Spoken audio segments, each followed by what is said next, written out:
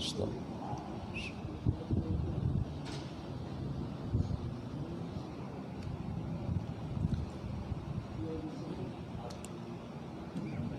Assalamualaikum warahmatullahi wabarakatuh. A'udzu billahi as-sami'il 'alim minasy syaithanir rajim. Bismillahirrahmanirrahim.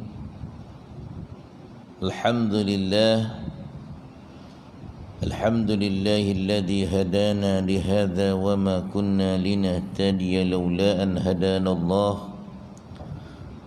وما توفيقي وما توكلي إلا على الله أشهد أن لا إله إلا الله وأن محمدا عبده ورسوله اللهم صل وسلم على حبيبنا وشفيعنا محمد الأمين خاتم الأنبياء والمرسلين وعلى آله وأصحابه أجمعين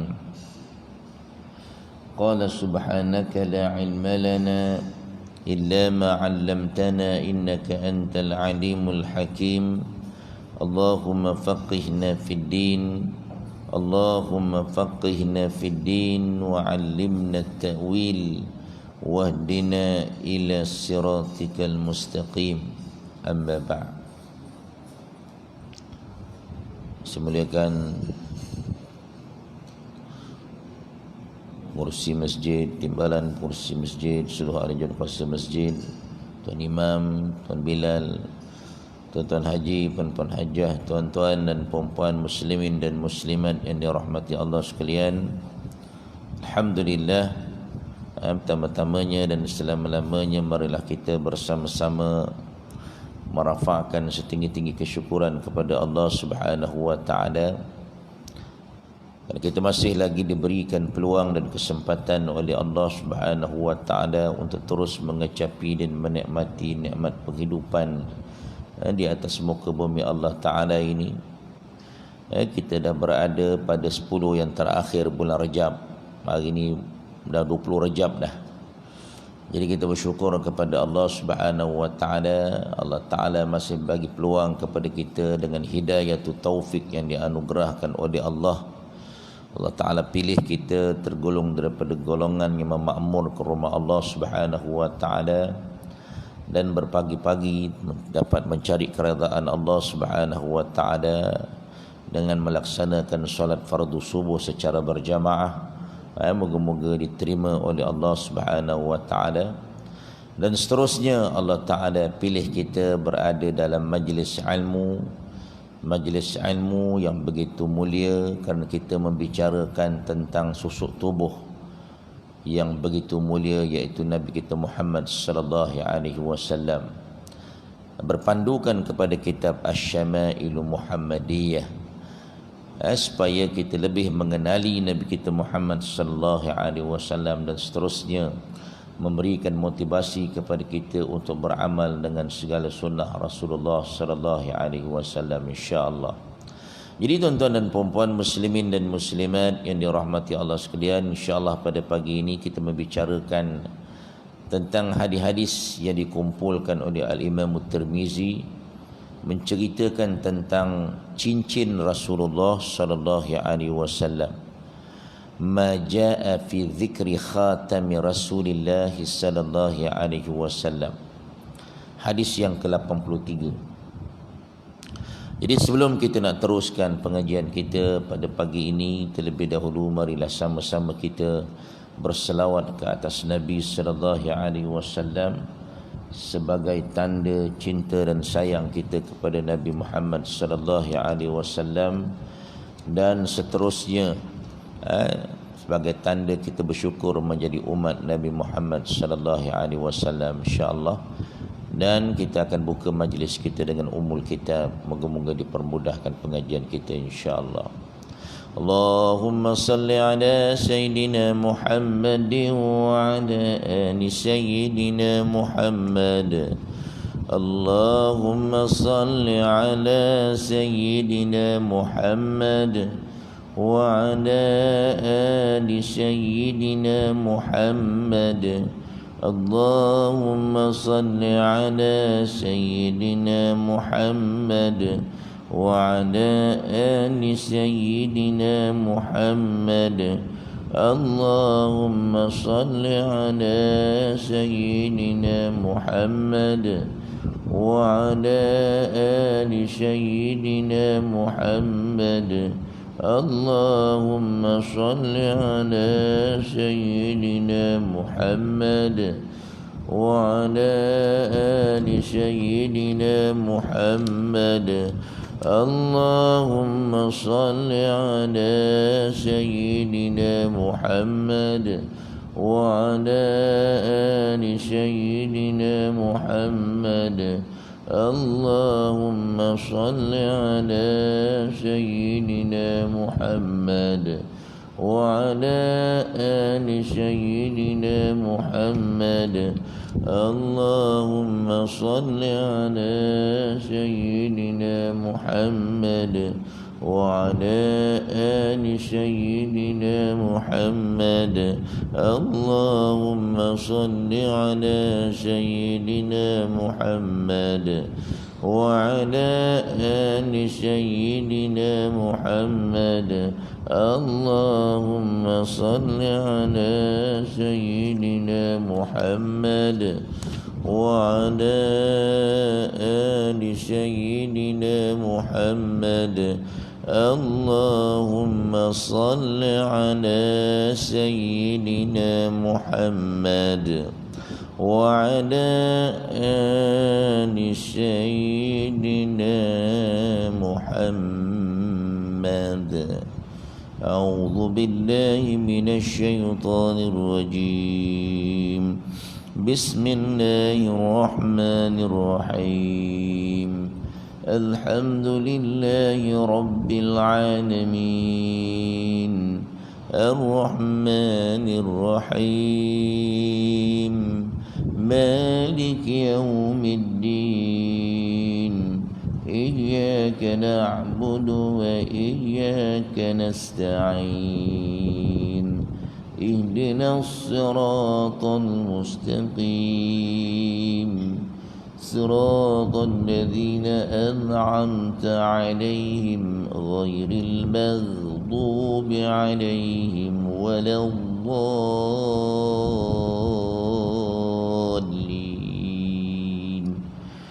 آمين. Alhamdulillah. Barakallahu lana wa lakum jami'a. Moga-moga kita semua dirahmati, diberkati Allah.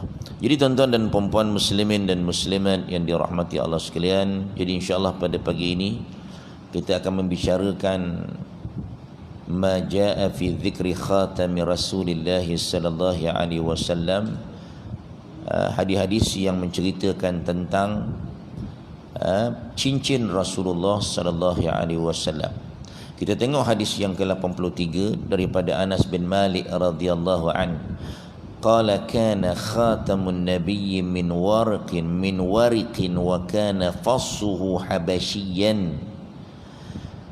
Diriwayatkan daripada Anas bin Malik, beliau menceritakan cincin Nabi sallallahu alaihi wasallam dibuat daripada perak dan bahagian atasnya yakni kepalanya daripada Habsyah. Jadi hadis ini menceritakan tentang cincin Nabi sallallahu alaihi wasallam yang dibuat daripada perak dan batunya daripada batu Habsyah. Kalimah al-fassu, fassuhu, al-fassu dalam hadis di atas bermaksud bahagian atas cincin.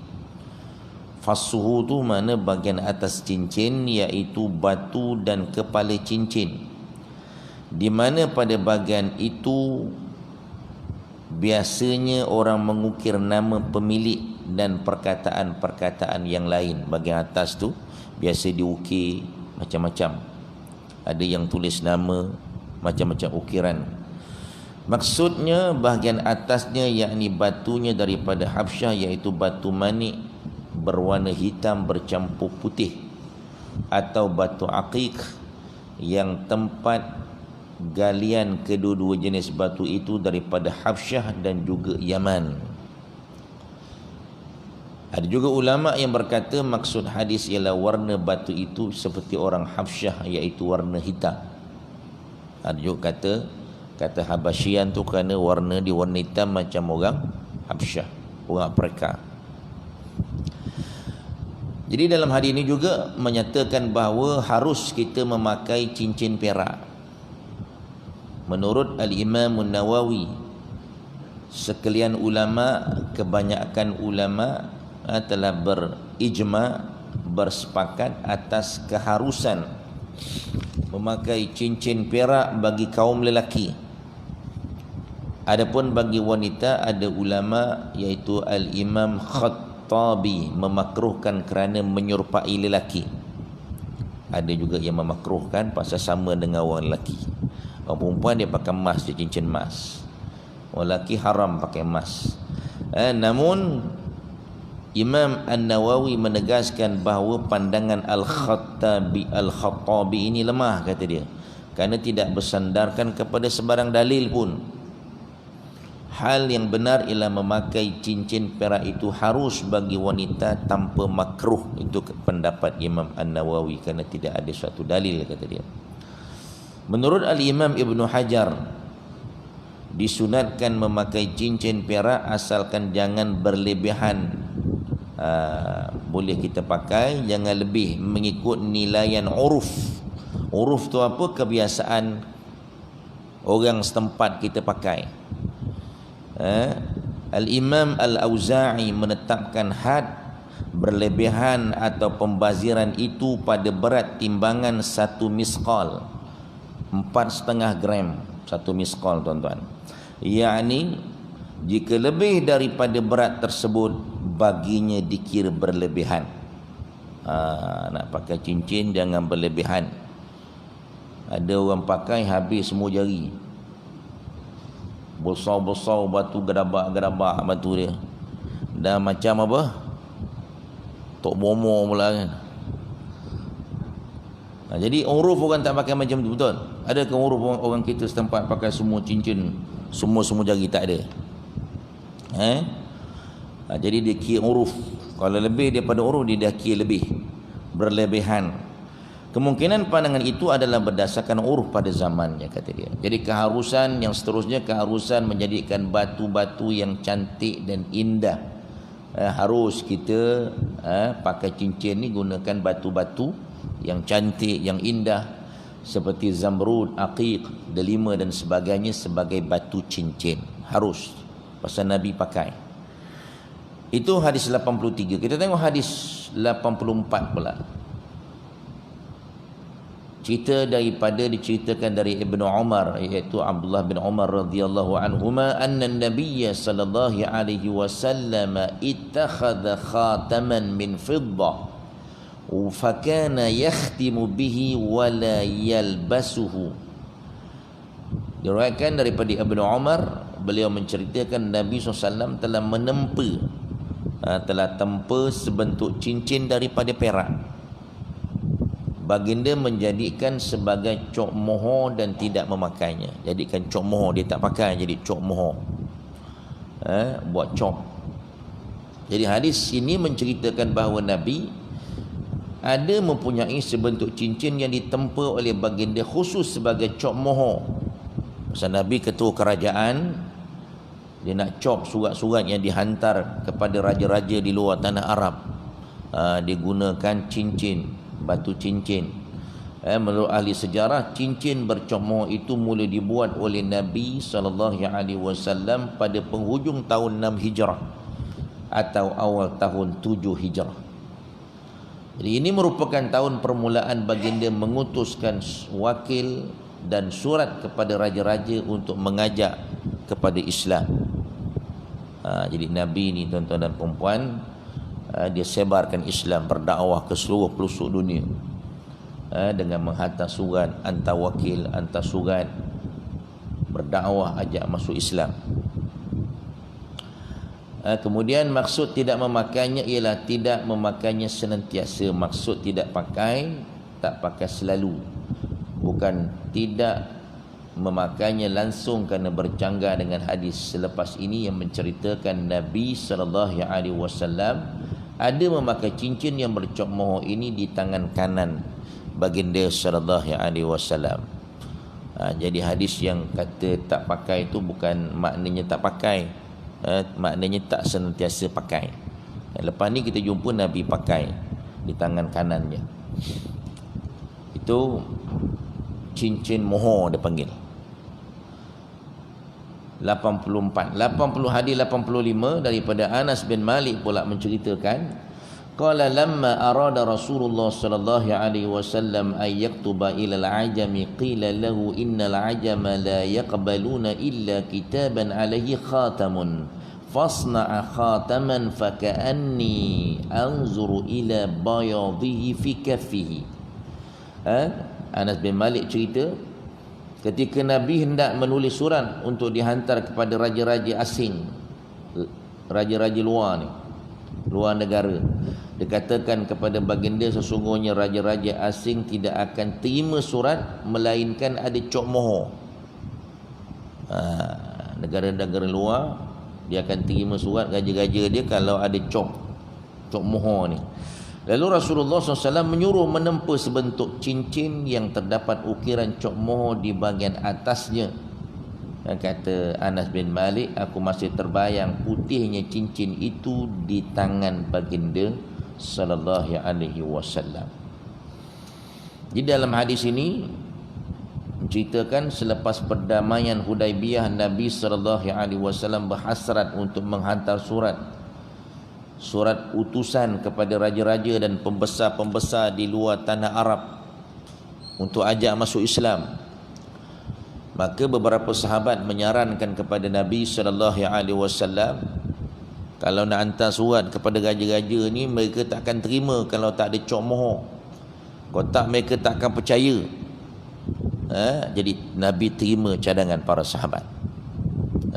Itu pandangan sahabat. Nabi terima pandangan sahabat-sahabat dia.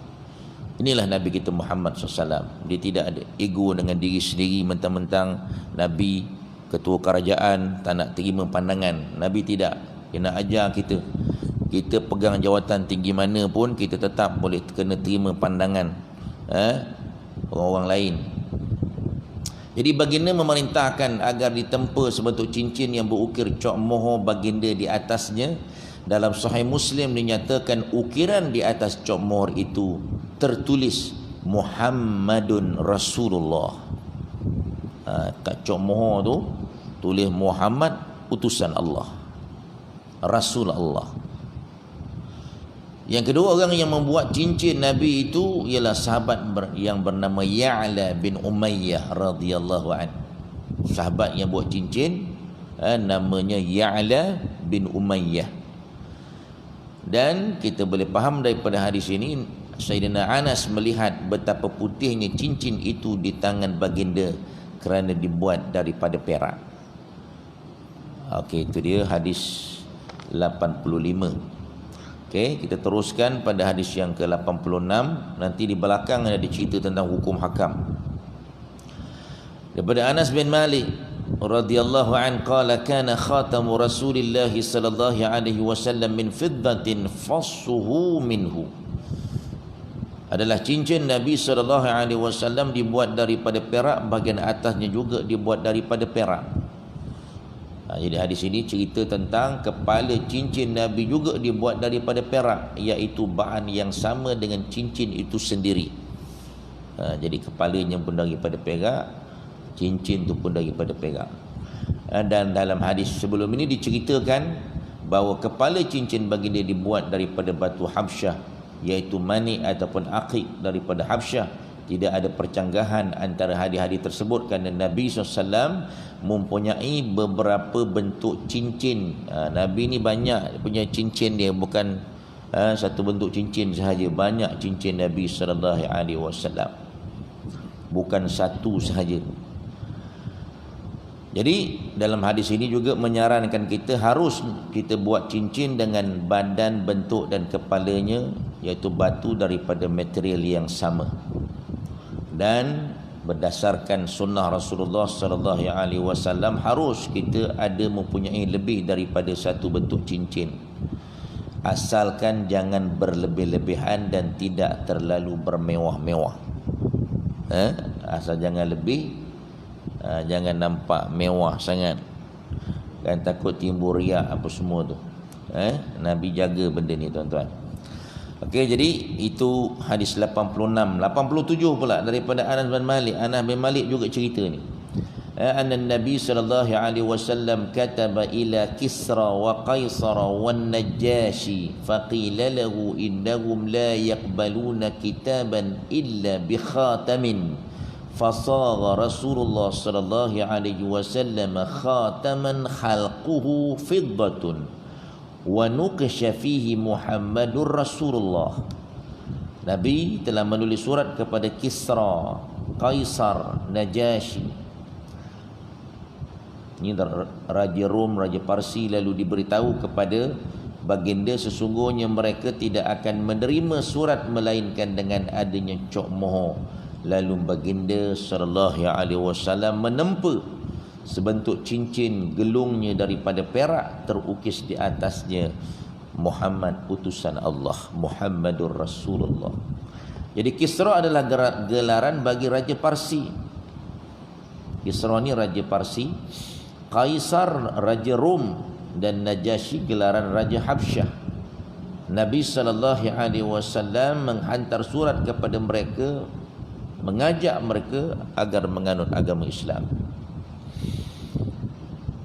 Bila surat Nabi sampai kepada ketiga-tiga raja tersebut, reaksi mereka tidak sama.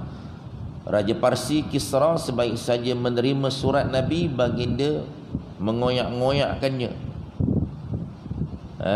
Raja Parsi Kisra ini diterima je surat daripada Nabi SAW, dia koyakkan surat Nabi ni. Lalu Nabi terus angkat tangan berdoa kepada Allah supaya kerajaannya dimusnahkan oleh Allah, sebagaimana dimusnahkan surat Nabi dan doa Nabi dimakbulkan oleh Allah Subhanahu wa taala. Raja Rom pula, Kaisar, diterima baik surat Nabi ni, dijaga betul-betul, maka Allah Taala pelihara kerajaan dia. Maka Najasyi Raja Habsyah, beliau menyahut seruan baginda untuk memeluk Islam, di mana baginda meninggal dunia. Raja ni meninggal sebagai seorang Islam, sebagai seorang Muslim. Sebaik saja raja ni mangkat, Nabi sallallahu alaihi wasallam menyemayangkan, mensolatkan jenazahnya secara solat ghaib. Ni dia tuan-tuan. Jadi pengajaran daripada hadis ini ada galakan, merupakan satu galakan untuk kita memperluaskan wasilah dakwah ni. Kita galakkan daripada Nabi supaya kita menyebar luaskan dakwah ni, dakwah Islam. Jika dahulunya Nabi SAW turut menggunakan surat dan menghantar utusan untuk berdakwah, maka pada zaman ini kita perlu menggunakan segala wasilah, segala perantaraan baru yang ada untuk tujuan itu, seperti radio, televisyen, internet dan sebagainya, selagi tidak dilarang oleh syariat. Kita gunakan segala cara untuk menyampaikan dakwah yang diharuskan oleh Islam, tak ada masalah. Kemudian seterusnya, meraihkan adat atau kebiasaan yang ada di satu tempat atau negara dalam usaha menyebarkan dakwah selagi adat itu tidak bercanggah dengan syariat. Macam Nabi, Nabi meraih.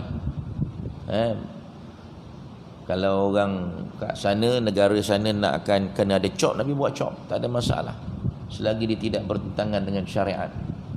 Ini sebagai mencontohi Nabi yang mengadakan cop kerana meraihkan kebiasaan pemimpin-pemimpin dunia pada zaman baginda yang menerima cop, mestilah menerima surat mesti ada cop mohon ni.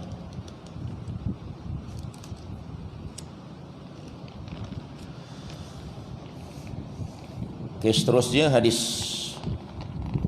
88 pula tuan-tuan. Anas bin Malik juga cerita, kana naqshu khatami Rasulillah Muhammadun satrun wa rasulun satrun wallahu satrun. Ada ukiran pada cincin Nabi SAW Muhammad pada satu baris, Rasul pada satu baris, dan Allah pada satu baris. Mana ada 3 baris, ada 3 perkataan. Ada perkataan Muhammad, perkataan Rasul, perkataan Allah, dia 3 baris, dia atur begitu. Hadis ini menceritakan ukiran yang ada di kepala batu cincin Nabi. Berdasarkan hadis 87-88 di atas, kata dia, ulama telah buat kesimpulan yang pertama, harus membuat ukiran di atas cincin, sama ada ukiran nama pemilik cincin, ataupun nak letak apa dia, kata-kata hikmah atau sebagainya. Begitu juga harus mengukir nama Allah. Harus kita ukir nama Allah sebagaimana Nabi ukir nama Allah. Ini pandangan jumhur ulama, termasuk mazhab Syafi'i, Imam Malik, Sa'id bin Musayyab dan sebagainya. Namun Al-Imam Ibn Sirin berpendapat makruh mengukir nama Allah. Pandangan beliau menurut Imam Nawawi adalah lemah. Sekalipun harus mengukir cincin, namun dilarang mengukir cincin dengan ukiran sebagaimana cincin Nabi SAW. Tulis atas cincin kita Muhammad Rasulullah, tak boleh. Pasal itu hanya khusus untuk Nabi sahaja. Ini sebagaimana yang dinyatakan oleh Nabi, inni takhaztu khataman min fiddatin wa naqashtu fihi Muhammadun Rasulullah fala yanqush ahadun ala naqshih. Nabi ada larang rupanya. Sesungguhnya aku telah membuat sebentuk cincin daripada perak yang aku ukir di atasnya kalimah Muhammad Rasulullah, maka janganlah sesiapa pun mengukir sama seperti ukiran sedemikian. Jadi Nabi larang kita tulis macam Nabi tulis. Nama Allah ada, nama Muhammad, nama Rasul, Rasul Muhammad, Muhammad Rasulullah. Itu Nabi larang. Menurut riwayat yang lain, Nabi bersabda, la yanqush ahadun ala naqshi khatimi hadha. Jangan seseorang pun daripada kamu mengukir sama seperti ukiran cincinku ini, kata Nabi. Sebab larangan, kata Al-Imam Nawawi, adalah kerana Nabi membuat ukiran tersebut pada cincin baginda sebagai cop mohon bagi surat-surat yang dihantar kepada para raja dan pembesar luar. Maka jika orang lain turut membuat atau menggunakan ukiran yang serupa, nescaya akan berlakulah kerosakan dan kepincangan. Jadi tak boleh. Cuma tuan-tuan, kita dekat bawah ni dia ada peringatan untuk yang tulis nama Allah, menanggalkan cincin sebelum masuk tandas. Daripada Anas bin Malik, anna Nabi sallallahu alaihi wasallam kana idza dakhala al-khala'i naza'a khatamah. Sungguhnya Nabi bila masuk tandas, nak masuk tandas, baginda akan menanggalkan cincinnya. Al-khala dalam hadis di atas pada asalnya bermaksud tempat yang sunyi daripada orang. Khala ni tempat sunyi. Kemudian perkataan itu diguna pakai secara khusus bagi tempat yang disediakan untuk buang air kecil, buang air besar. Namanya khala, baitul khala. Nabi SAW menanggalkan cincin baginda sebelum masuk tandas kerana pada cincin baginda terdapat ukiran nama Allah, nama baginda dan kalimah Rasul. Itu sebab Nabi tanggalkan sebelum masuk tandas. Jadi pengajaran ini tidak membawa masuk ke dalam tandas apa saja barang-barang yang terdapat nama Allah. Ada ayat Al-Quran dan sebagainya yang dimuliakan oleh agama. Ini salah satu adab mesti dijaga ketika masuk tandas. Dekat kita punya lencana ke ada tulis nama Allah macam polis ada polis. Dia kena jaga tu nak masuk tandas tu. Kena buka baju letak kat luar pula. Akhirnya orang curi baju dia pula, sangkut dalam kereta atau bagi kat kawan pegang. Jadi nak buat ni, nak buat apa-apa fikir. Memanglah bagus kan, tetapi kita kena fikir kita nak masuk tandas, nak masuk tempat-tempat yang tak mulia ni. Jadi kita kena jaga benda-benda macam ni. Pasal Nabi jaga, itu adab dia. Peraturannya begitu, masuk tandas jangan bawa ada perkataan-perkataan ayat-ayat Al-Quran, nama-nama Allah, nama Nabi. Kemudian kewajipan menjaga kehormatan nama Allah. Pasal kita nak jaga kehormatan nama Allah ni, tak boleh sebarang-sebarang bawa masuk kat tempat-tempat kotor. Dan nama-nama yang dimuliakan oleh agama daripada pencemaran dan penghinaan. Ini juga nak mengajar kita tuan-tuan. Kalau kita, kitab-kitab kita ni, saya tengok orang baca Yasin letak kat atas lantai malam Jumaat kan, baca Yasin selamba je duduk letak kitab atas buku surah Yasin ke atas lantai. Pegang kitab kita ni, sebab tu ada rehal. Bukan main banyak rehal ni. Banyak rehal kan. Ambil lah rehal tu, jangan letak kat atas lantai. Masjid dah sediakan rehal cantik-cantik pula tu, ada cop masjid apa semua, ukiran kamelawa lagi. Ambil lah, malah nak ambil. Kalau tak nak ambil, pegang elok-elok.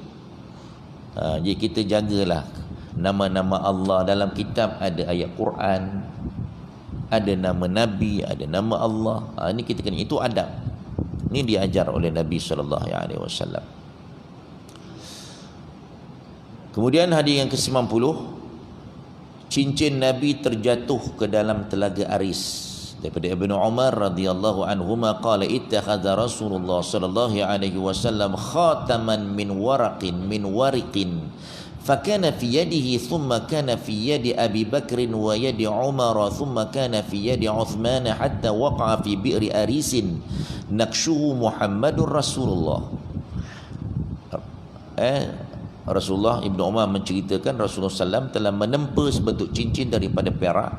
Cincin itu berada di tangan baginda sehinggalah baginda wafat. Kemudian berada di tangan Abu Bakar, kemudian di tangan Umar, kemudian di tangan Osman, hinggalah cincin itu terjatuh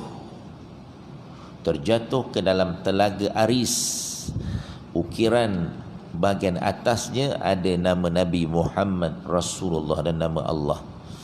Telaga Aris ni ialah sebuah telaga di sebuah kebun yang berada hampir dengan Masjid Quba di Madinah. Diceritakan pada zaman diceritakan bahawa Sayyidina Osman pada zaman pemerintahannya telah memerintahkan agar digali satu telaga di kawasan kebun tersebut untuk kegunaan penduduk Madinah. Jadi ketika beliau Sayyidina Osman duduk di tepi telaga tersebut memerhatikan orang ramai melakukan kerja-kerja penggalian dan memberi arahan, ketika itulah cincin baginda yang dipakainya terjatuh ke dalam telaga tersebut. Selama 3 hari beliau mencari namun tidak dijumpainya. Dia tak jumpa cincin tu. Jadi pengajaran daripada hadis ini juga harus mengambil barakah daripada barang peninggalan orang-orang saleh dan memakai pakaiannya, sebagaimana sahabat-sahabat ni tadi, Sayyidina Umar, Sayyidina Abu Bakar, Sayyidina Osman, Sayyidina Umar ambil cincin Nabi dipakai. Jadi harus kita jumpa orang-orang soleh, tuan-tuan guru, minta pakaian dia, nak ambil barakah cincin dia, kita boleh minta daripada dia kalau dia nak bagilah. Jangan ambil curi pula. Dia letak jubah dia, kita pun ambil. Dia masuk tandas letak jubah kat luar, tengok dah tak ada. Nak minta takut tak bagi tadi, kita pun ambil je. Dah berdosa pula. Ambil barakah tu dengan cara minta. Hadis di atas menjadi dalil bahawa harta Nabi SAW tidak menjadi warisan kepada keluarganya. Jadi harta Nabi ni tak jadi warisan kepada keluarganya, kerana jika menjadi warisan, pastinya cincin itu akan diserahkan kepada ahli waris baginda. Itu yang Nabi punya, dia tak menjadi harta warisan.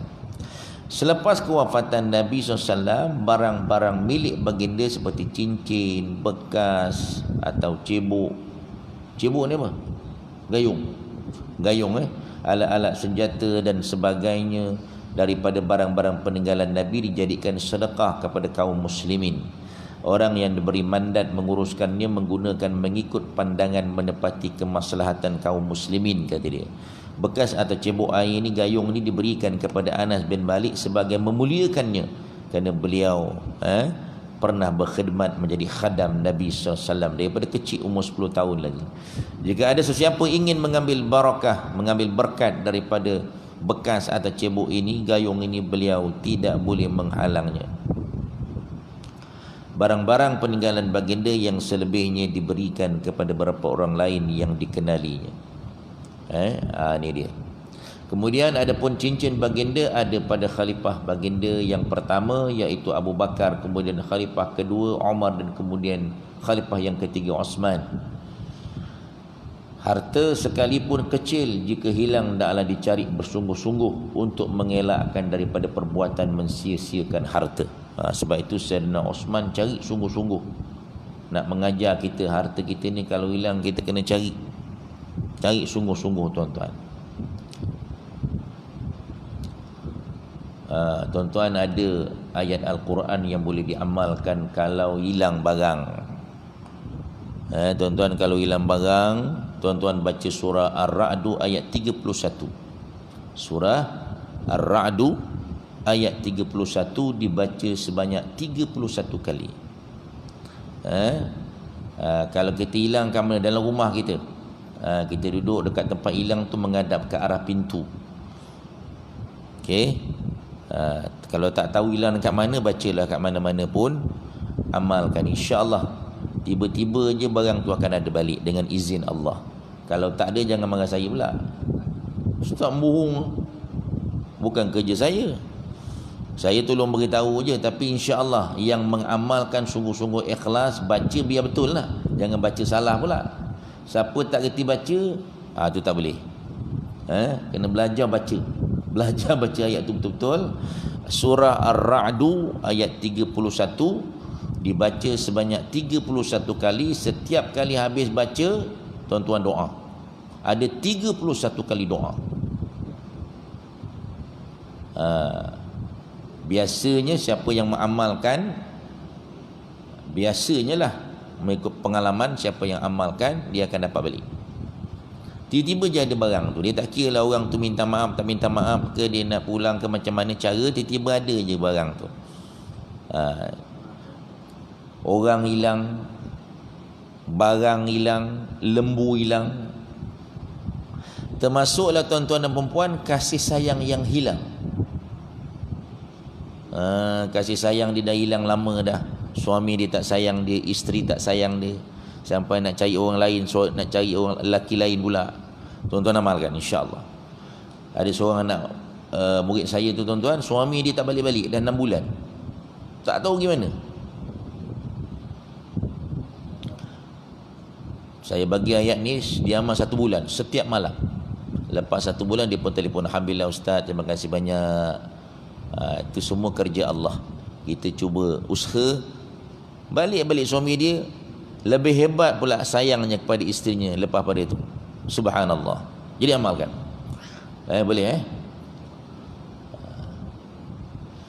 Okey, kemudian cerita ni tadi, barang kalau hilang kita kena cari sungguh-sungguh. Ketika Sayyidatina Aisyah kehilangan kalungnya, kalung dia hilang semasa dalam perjalanan pulang daripada perkampungan Bani Mustaliqah, bersama Nabi dan rombongan tentera Islam. Nabi telah berhenti perjalanan tenteranya dan mencari kalung Aisyah hingga jumpa. Nampak tu, bagi barang ni tak boleh kita dah hilang biar je, mentang-mentang duit banyak. Tak apalah, biar je dah. Dalam cerita di atas, Osman telah mencari cincin yang terjatuh dalam telaga air itu selama 3 hari, namun tetap tidak menjumpainya. Jadi Sayyidina Osman cari sampai dapat. Yang keempat, sebagian ulama menyebut bahawa cincin Nabi mempunyai satu rahsia, sebagaimana rahsia yang ada pada cincin Nabi Sulaiman alaihi salam. Nabi Sulaiman ketika baginda kehilangan cincinnya, menyusul selepas itu kehilangan kejatuhan kerajaannya. Sayyidina Osman, tatkala beliau kehilangan cincin Nabi, kerajaannya mula menjadi tidak stabil. Muncul kumpulan yang keluar menentangnya. Sejak saat itu bermulalah kekacauan yang berakhir dengan pembunuhan beliau, dan kesan daripada peristiwa tersebut berentetan berlarutan hingga akhir zaman dengan wujudnya puak Syiah, Khawarij, golongan Awaliyin, Umayyin dan sebagainya. Nama ada kesan rupa-rupanya kehilangan cincin ni jatuhnya kerajaan.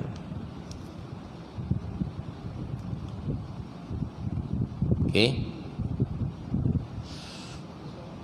Kita pun jatuh juga kerajaan, atau kerajaan baru. Syukur pada Allah Subhanahu Wa Taala. Moga-moga kerajaan yang baru ini dirahmati, diberkati Allah, insya-Allah. Okey, kesimpulan daripada hadis-hadis ni tentang bentuk cincin Nabi ni, Nabi memiliki beberapa bentuk cincin yang badannya bentuk daripada perak, kepala batu cincin yang ada diperbuat daripada batu yang datang daripada Habsyah, iaitu batu manik hitam bercampur putih, atau batu akik, ada juga dibuat daripada perak. Ada cincin yang ditempa sebagai cok mohor. Nabi menegah orang lain buat ukiran yang sama dengan Nabi. Bila masuk tandas, kita yang cincin yang ditempa dengan nama Allah, nama Nabi, kita kena buka. Kemudian setelah Nabi wafat, cincin yang bercok ni dipakai oleh sahabat-sahabat selepas daripada itu. Okey, kemudian kita terus kepada, kita tengok belakang tu tuan-tuan. Hukum pekah. Ambil sikit hukum pekah. Tuan-tuan baca yang lain-lain tu, batu info-info tambahan, batu-batu bernilai dalam Quran apa semua tu. Kita ambil hukum pekah, larangan cincin emas bagi orang lelaki. Diharamkan bagi orang lelaki memakai perhiasan daripada emas, termasuk cincin. Berdalilkan beberapa hadis Nabi sallallahu alaihi wasallam, hurrima libasul hariri wadh-dhahabi 'ala zukuri ummati wa ukhilla li inathihim. Diharamkan memakai sutra dan emas ke atas lelaki umatku, dan dihalalkan kepada wanita-wanita mereka. Jadi emas tak boleh pakai lah. Perhiasan daripada emas, termasuk cincin. Apa saja perhiasan daripada emas tak boleh. Bahkan para ulama bersepakat, apa saja perhiasan orang perempuan kita tak boleh pakai, walaupun apa jenis bentuk perhiasan perempuan. Orang perempuan ada pakai gelang, orang lelaki tak boleh pakai gelang. Nabi tak pakai gelang, dia pakai gelang. Kita sekarang suka pakai gelang magnet, betul? Tak boleh. Pakai gelang. Siap sekarang ada pakai anting-anting pun ada orang lelaki. Kalau kahwin, majlis kahwin, pakai kalung. Orang lelaki kan, pengantin lelaki kan dia pakai kalung dekat dada tu kan. Itu pun dilarang oleh Islam, pasal dia merupakan perhiasan perempuan, walaupun dia bukan daripada emas. Apa saja perhiasan perempuan dilarang oleh Islam. Gelang yang boleh pakai, gelang tabung haji tu. Itu pasal nak sebagai tanda. Itu pun lepas balik haji kena buka, jangan pakai terus. Ni nak nunjukkan dia dah pergi haji, tak buka-buka. Satu lagi gelang hospital. Ataupun boleh buka, lepas keluar hospital kena buka. Jangan nak tunjuk ni aku ni pesakit, lepas tu tak nak datang semayang pasal sakit. Jangan. Okey. Hukum emas putih. Dilarang lelaki memakai emas dengan para ulama bersepakat berdalilkan hadis tadi.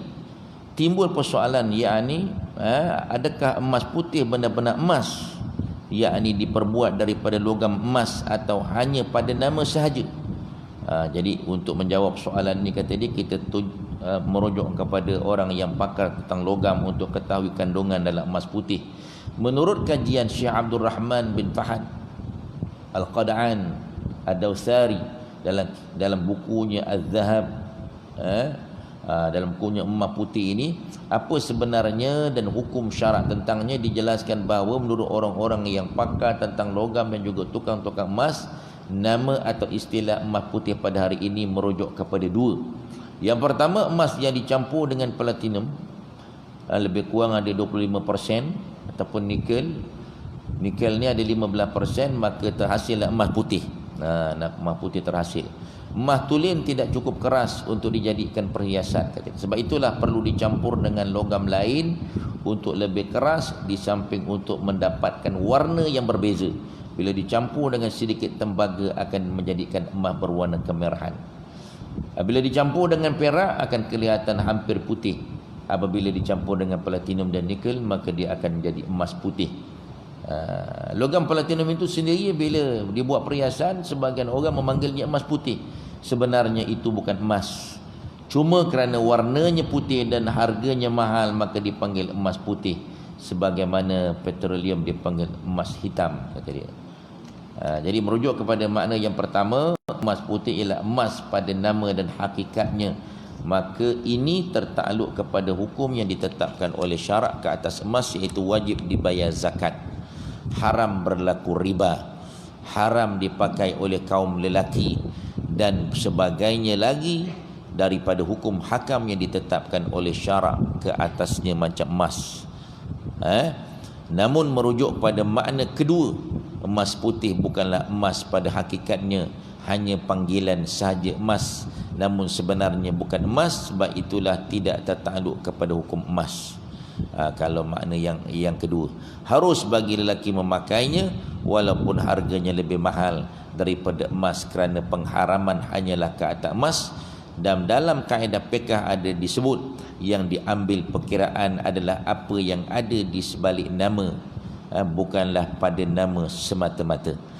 Jadi dia kata ada fatwa yang dikeluarkan oleh Jawatankuasa Fatwa Selangor bersidang pada bulan Ogos 99, memutuskan bahawa Jawatankuasa Perunding Hukum Syarak Fatwa Negeri Selangor bersidang sebulat suara memutuskan bahawa hukum lelaki memakai emas putih adalah haram. Ni pendapat Fatwa Selangor kata haram berdasarkan kenyataan Profesor Zahari Datuk Sulaiman bahawa emas putih terhasil campuran daripada dua unsur logam, iaitu emas kuning bercampur perak. Okey, jadi hukumnya adalah haram.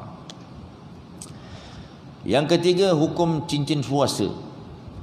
Menurut kaedah yang diputuskan oleh ulama dalam kitab-kitab fiqh tentang ketulinan emas dan hukumnya, emas berada pada tiga kategori. Emas bersih, tidak ada khilaf di kalangan ulama bahawa haram dipakai oleh orang lelaki. Emas campuran,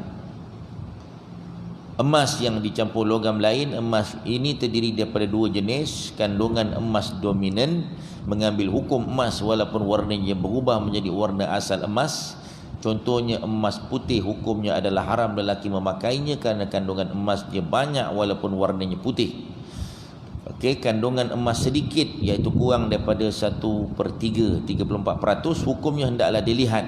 Jika kandungan emas tidak dapat dipisahkan lagi dengan apa cara sekalipun, sama ada meleburkannya atau dengan cara lain, harus dipakai oleh lelaki kerana tidak lagi dianggap memakai emas.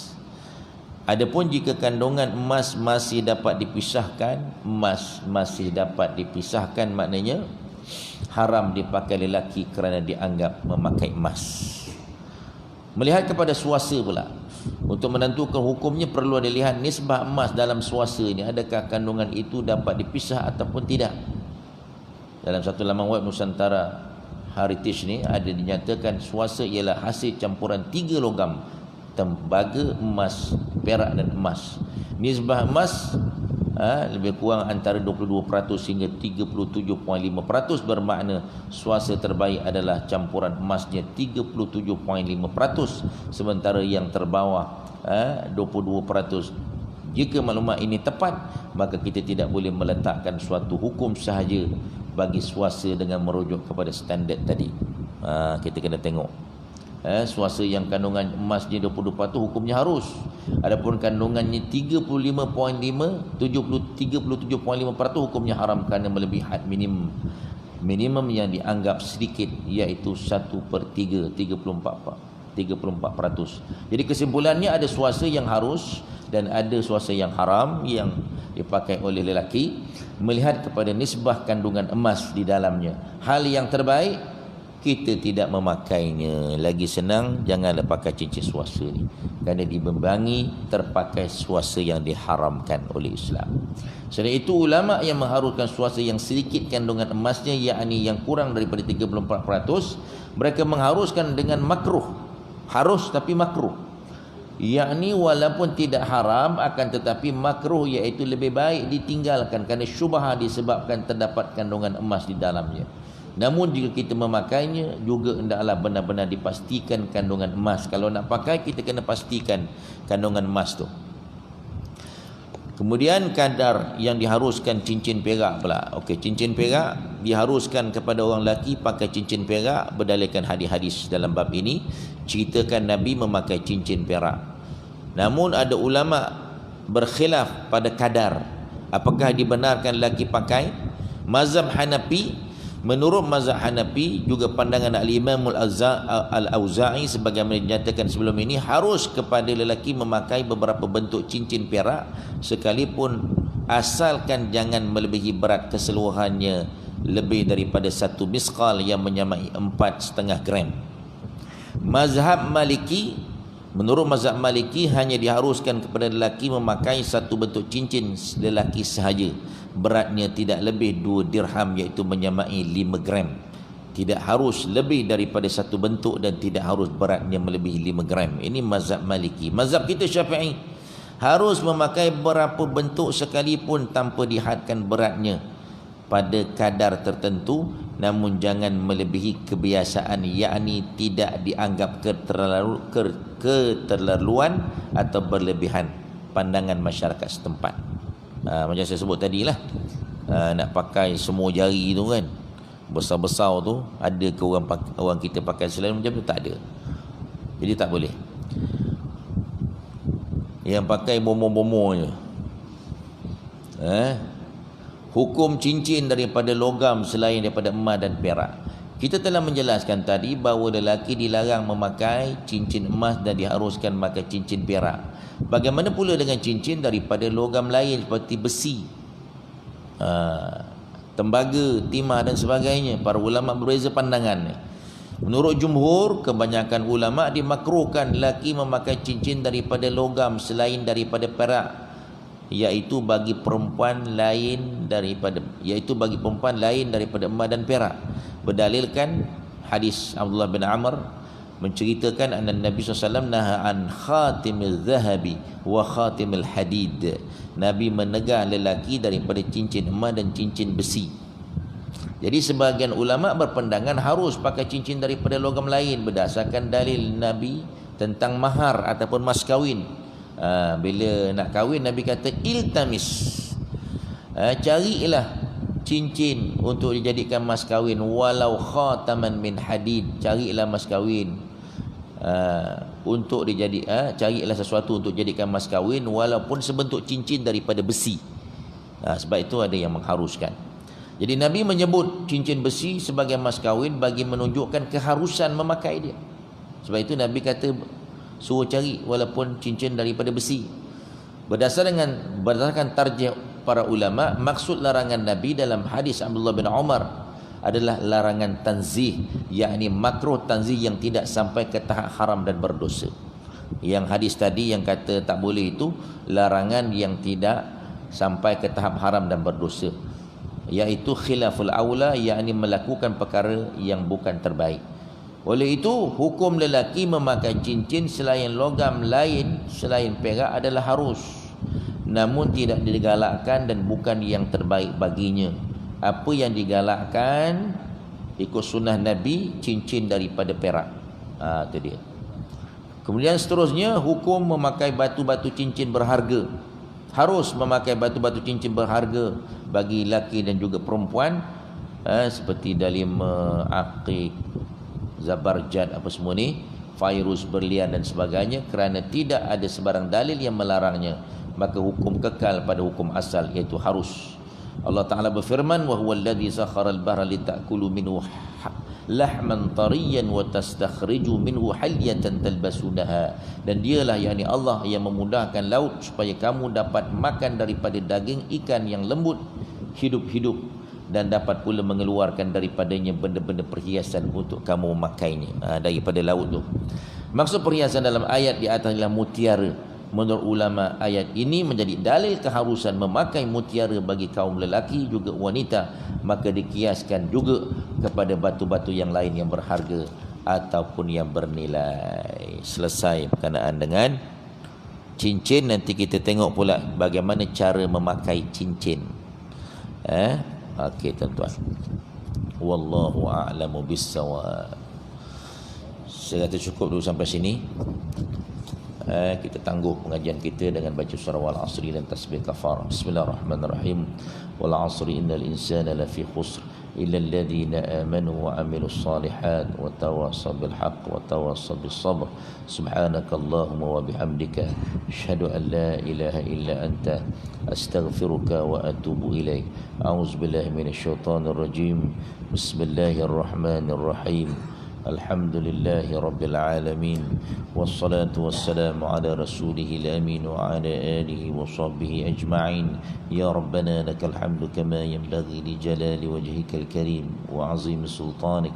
Allahumma salli ala sayyidina Muhammadin abdika wa rasulika nabiyil ummi wa ala alihi wa sahbihi wa baraka wa sallam. Allahumma anfa'na bima 'allamtana wa 'allimna ma yanfa'una wa zidna min 'ilmika ya rabbal alamin. Allahumma arzuqna fahman nabiyyin wa hifzal mursalin wa ilhamal malaikatil muqarrabin fil 'afiyati ya arhamar rahimin. Allahumma ij'al jam'ana hadha jam'an marhuma wa tafarruqana min ba'dihi tafarruqan mubarakan ma'suma. Allahumma barik lana fi Rajab wa Sya'ban wa ballighna Ramadan wa ballighna Ramadan wa ballighna Ramadan ya arhamar rahimin. Sallallahu ala sayyidina Muhammad wa ala alihi wa sahbihi wa baraka wa sallam. Walhamdulillahi rabbil alamin. Qabbalallah.